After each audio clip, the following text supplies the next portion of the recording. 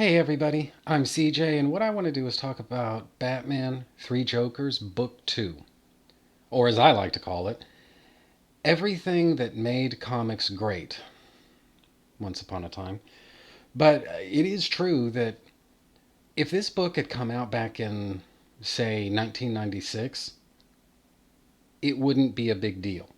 If this book had come out back in 1996, Three Jokers would basically be an also ran. It would be probably about as well remembered as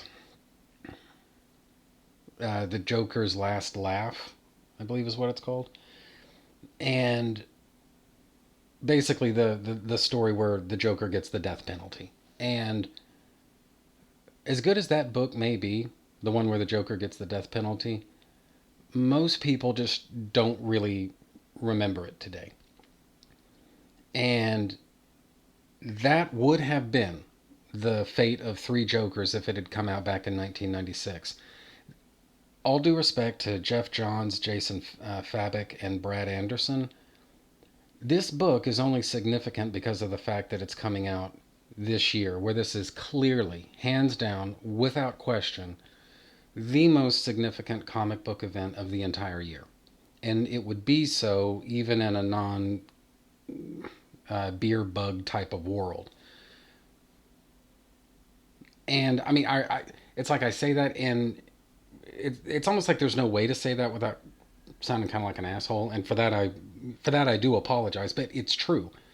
This story, as good as it is, as well drawn as it is, as well thought out and paced as it is, it's just really not all that significant except for the fact that it's sort of like finding a bottle of Evian water when you've been lost in the Sahara Desert for 2 days. And here it is, the icy cold bottle of Evian water. And it's not that there's anything special about Evian water, except for the fact that after you've been lost in the Sahara Desert for a couple of days, that'll be the best bottle of water you ever had. And that's pretty much what Three Jokers is.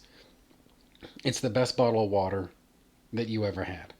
Not because it's so good, it's because there hasn't really been anything all that good or noteworthy in recent years.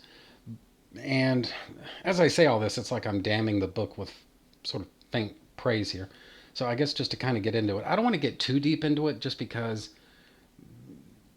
the significance of this book, it is what it is. And I don't want to spoil it. Now, there is the fact that this book actually came out a couple of weeks ago.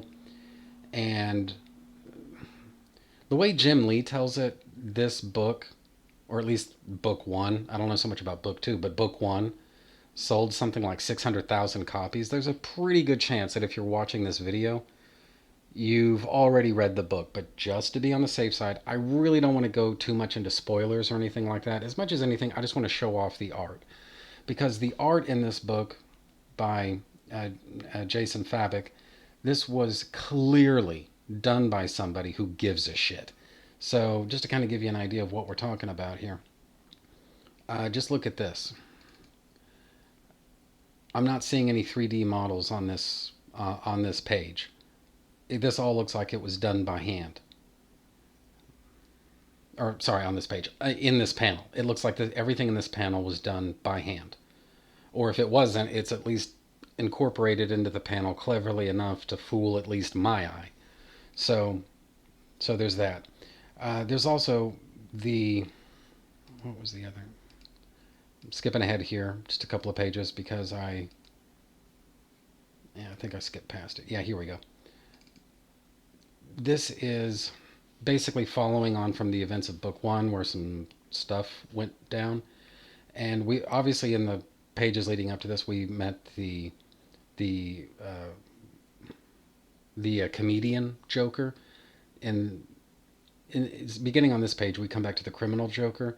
And what one of the things that actually, to me, it's the mark of a good writer that all of these Jokers, for as visually similar as they are, they do legitimately have different voices from one another. They are different. They really are different characters. And just look at the art. Look at the detailing in the criminal Joker's face here in this panel. He's got the wrinkles around his lips. This guy is old. He's been around for a long time, and he's seen some shit. Whereas the comedian Joker, this this doesn't look like Jason Fabic traced Brian Bolland's work, his Joker from the Killing Joke, but it just looks very Brian Bollandy to me. Same artist, and in a sense the same basic character design, but they look so different from each other. And this is stuff that once upon a time was taken kind of for granted in comics, but so rare is it these days, so hard to find is it to uh, good quality, well thought out, non gimmicky, non retcon or reboot or renumbering or re whatever the hell.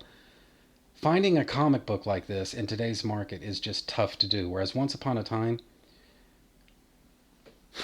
Three Jokers really would have had a difficult time uh, proving itself. And I don't know. Proof is in the pudding, I guess. It's just, this is everything that once upon a time made that made comics great.